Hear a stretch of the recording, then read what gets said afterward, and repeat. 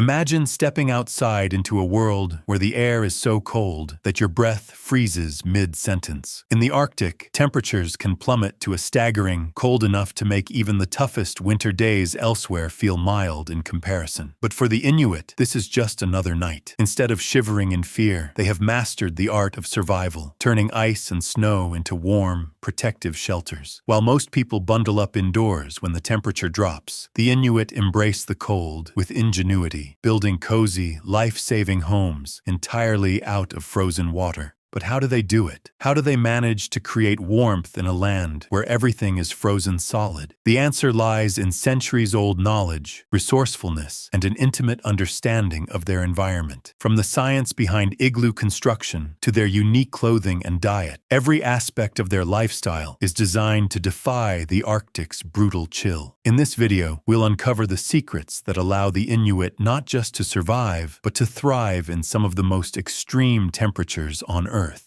When you think of snow, you probably imagine something soft, powdery, and impossible to build with. But to the Inuit, snow is more than just frozen water. It's a life-saving construction material. The secret to surviving the Arctic's coldest nights starts with knowing exactly what kind of snow to use. Not all snow is created equal. Powdery snow? Useless. It crumbles in your hands. But tightly packed, wind-hardened snow? That's nature's version of bricks. The Inuit seek out this compact snow, cutting it into thick, sturdy blocks, each one strong enough to support its own weight. But here's where things get even smarter. These blocks aren't just stacked randomly like a pile of bricks. Instead, they're carefully arranged in a rising spiral pattern, angling inward as they go. This technique locks the structure together, distributing weight evenly so that the entire igloo becomes a self-supporting dome. No nails, no glue, just physics and centuries of perfected skill. Now you might be wondering, how does an ice shelter keep you warm? The answer lies in insulation and airflow design. The igloo's entrance is always built lower than the living space. This creates a cold sink, where frigid air settles at the bottom and stays out of the main chamber. Meanwhile, inside, body heat, along with the warmth from an oil lamp, is trapped by the snow walls.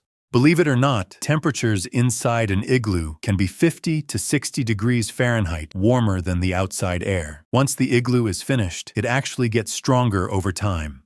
As the inner surface is exposed to body heat, it slightly melts and then refreezes, forming a thin ice layer that reinforces the structure, making it even tougher against harsh winds and heavy snowfall. So, while an igloo may seem like a temporary snow fort, it's actually a marvel of engineering, designed to protect against one of the harshest environments on Earth. With nothing but snow and skill, the Inuit turn frozen landscapes into warm, life-saving shelters.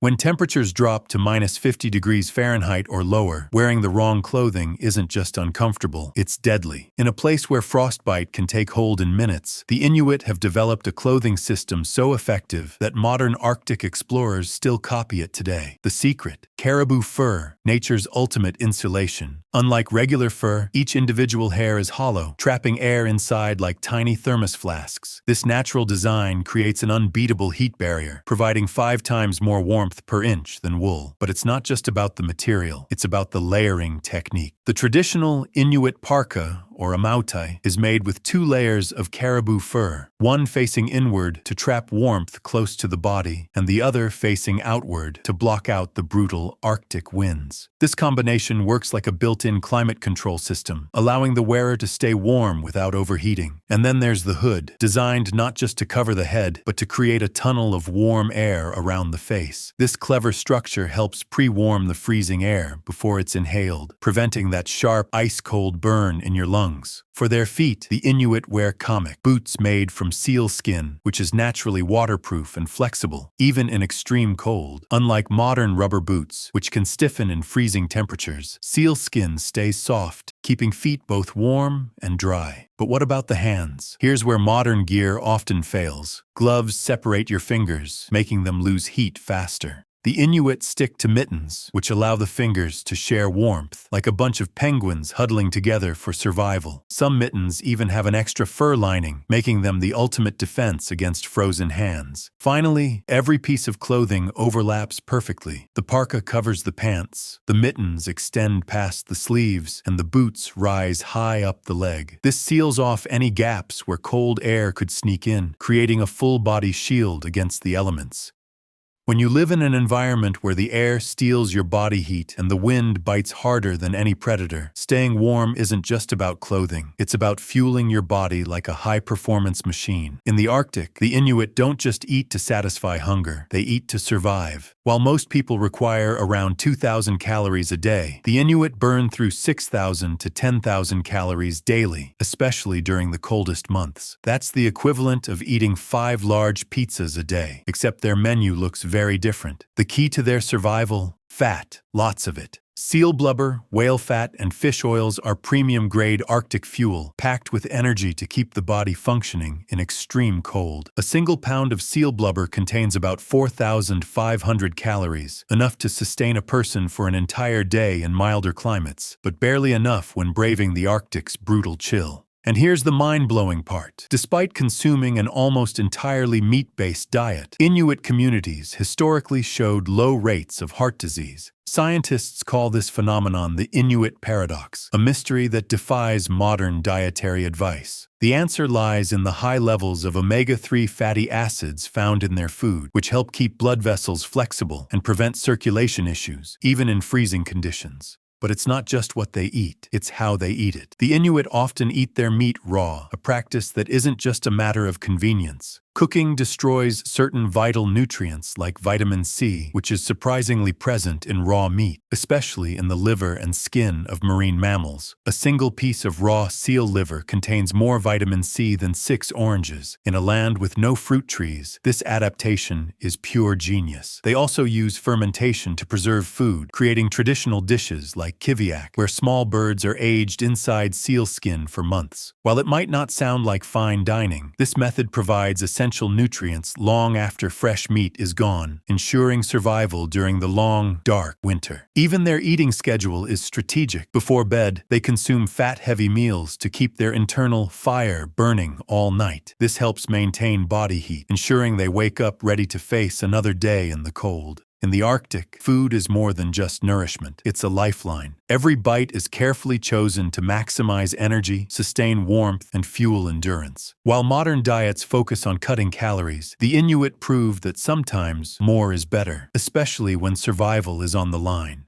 In the Arctic, stillness is the enemy. When temperatures drop below -40 degrees Fahrenheit, standing still for too long is like inviting the cold to steal your warmth. The Inuit have known this for centuries. Survival isn't just about what you wear or eat, it's about how you move. Staying in motion is the difference between warmth and frostbite. But this doesn't mean running marathons across the ice. Sometimes, it's the smallest movements that make the biggest impact. Inuit hunters, for example, never truly stay still. While waiting for seals to surface, they engage in subtle micro-movements, shifting their weight from foot to foot, wiggling their fingers inside their mittens, rolling their shoulders. These tiny motions keep blood flowing and prevent extremities from turning into ice blocks. Even at home, an igloo isn't a place to lounge for hours. The design of their living spaces naturally encourages movement. Tasks like adjusting clothing, tending to the quollic, or even small repairs keep the body engaged. Daily chores aren't just about maintaining the shelter. They double as built-in survival exercises. And when the cold truly bites, deliberate exercises come into play. Quick knee bends, removing and replacing outer layers, or even wrestling with a companion can generate enough heat to push back the freezing air. But here's where the Inuit mindset sets them apart. They don't fear the cold, they respect it. Instead of reacting to it with panic, they work with it, knowing that movement is their built-in heating system. Unlike modern survivalists who rely on artificial warmth, the Inuit have mastered the art of using their own body as a furnace. The rule is simple. If you stop moving, you start freezing. By making movement a natural part of daily life, they don't just endure the Arctic, they thrive in it.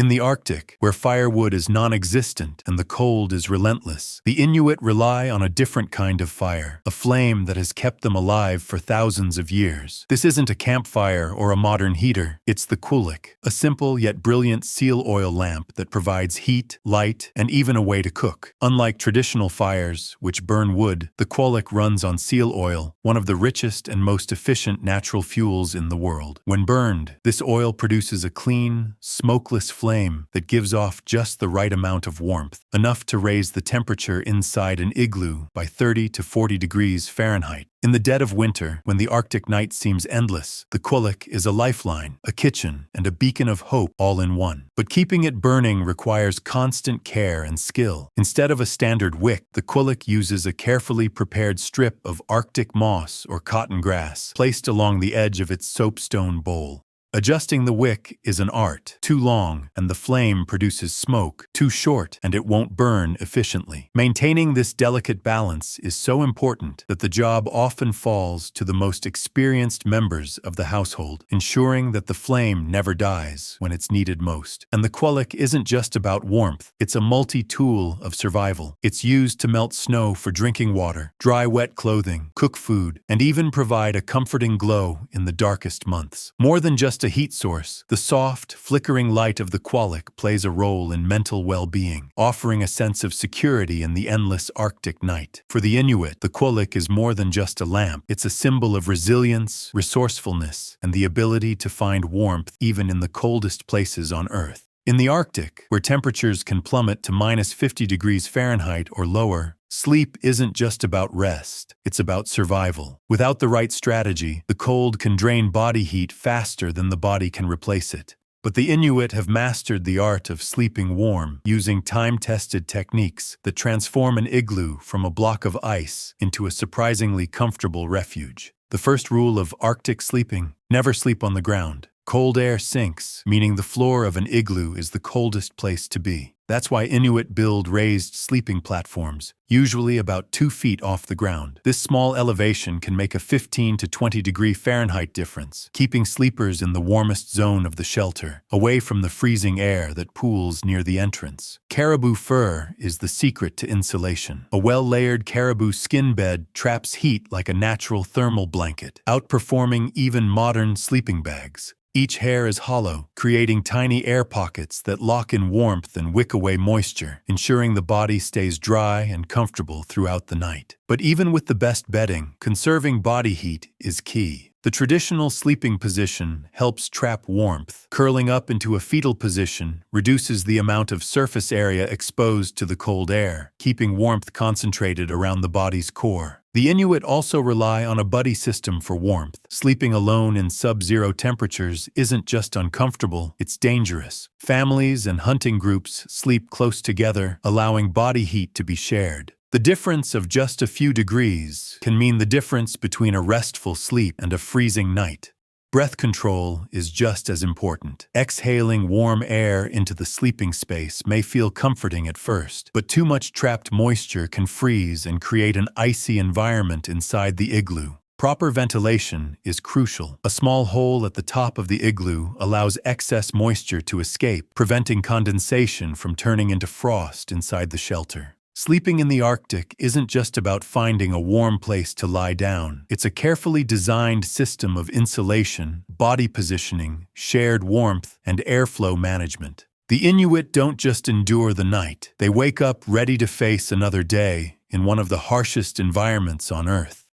In the Arctic, waking up isn't as simple as rolling out of bed and starting the day. The moment you stir from sleep, the cold is already waiting to strike. The difference between a good morning and a life-threatening one comes down to strategy, preparation, and time-tested habits. The first thing Inuit do when they wake up? A full-body frostbite check. In temperatures that can drop below -50 degrees Fahrenheit, even a small patch of exposed skin can become dangerously cold overnight. Fingers, toes, ears, and noses are inspected for any signs of numbness or discoloration before moving on to the next crucial step, warming up gradually. Sudden movements can shock the body, forcing warm blood into frozen extremities too quickly, which can lead to tissue damage. Instead, Inuit wake up in stages, slowly moving under their furs, allowing their muscles to generate heat before exposing themselves to the frigid air. Once they're warm enough to move, it's time for igloo maintenance. The structure is checked for cracks or weak points. Even a small gap in the snow blocks can allow freezing air to seep in, dropping the temperature inside drastically. If any cracks are found, they are immediately patched with fresh snow, keeping the igloo airtight and secure.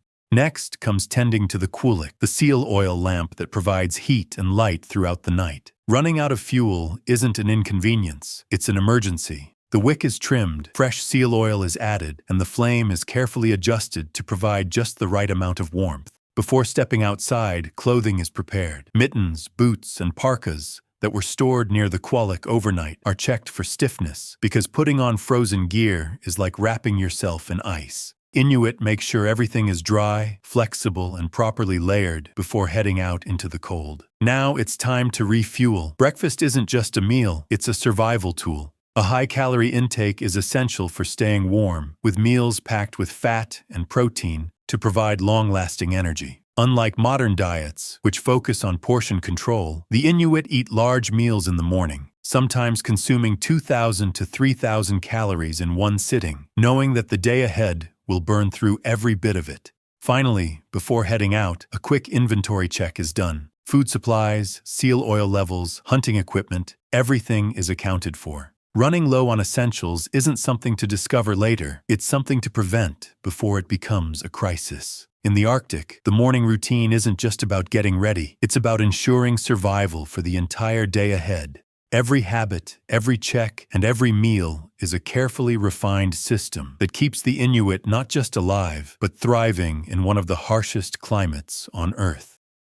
In the brutal cold of the Arctic, survival isn't just about having the right gear or enough food, it's just as much a mental game. When the wind howls, temperatures plummet, and the landscape stretches endlessly with no shelter in sight, it's your mind that determines whether you make it through or not. For the Inuit, the cold isn't an enemy, it's a fact of life. While most people fear sub-zero temperatures, they accept them the same way others accept rain or wind. Panic wastes energy. Fear clouds judgment. The key to survival is staying calm, assessing the situation, and acting with precision. This ability to remain composed, even in life-threatening conditions, is a skill passed down through generations. One of their greatest tools for survival: humor. When the cold is relentless and food is scarce, laughter isn't just entertainment, it's a psychological shield against despair. Inuit communities use jokes and storytelling to lift spirits, knowing that a strong mind is just as important as a warm body.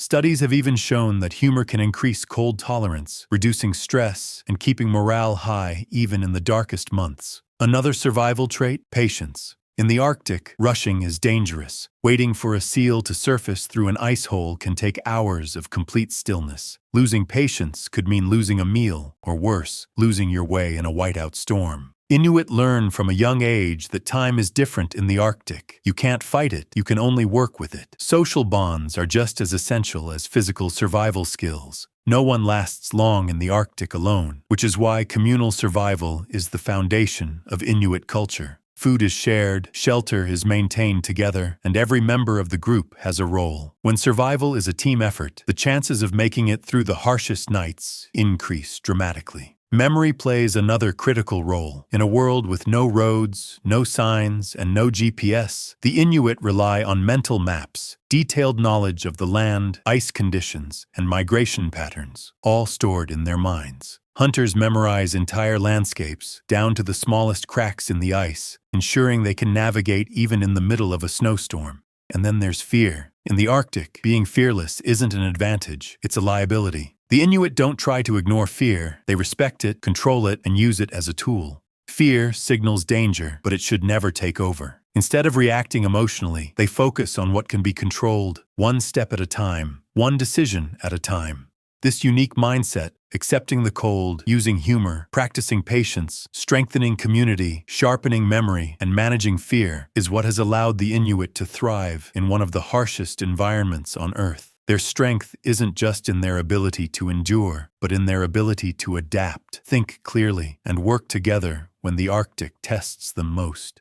Surviving in the Arctic isn't about a single skill or secret. It's about a system, a way of life where every strategy is connected. From building a perfectly insulated igloo to wearing expertly designed clothing, from eating high-energy foods to staying in constant motion, every part of Inuit survival is carefully refined for one of the harshest environments on Earth. But they don't just endure the Arctic, they thrive in it. While most people would see the endless ice and brutal temperatures as impossible conditions, the Inuit have turned it into their home. Their survival is not just about brute force or modern technology, it's about understanding nature, working with it, and using intelligence, patience, and resilience to outlast the cold. The Arctic is the ultimate test of human adaptability, a place where only the most prepared can survive. Yet for the Inuit, it's not just about making it through another night. It's about living, laughing, sharing, and passing down generations of wisdom that have allowed them to exist in one of the most extreme places on Earth. The coldest night of the year is a challenge few could face, but for the Inuit, it's just another night. A night they are ready for. A night they have mastered.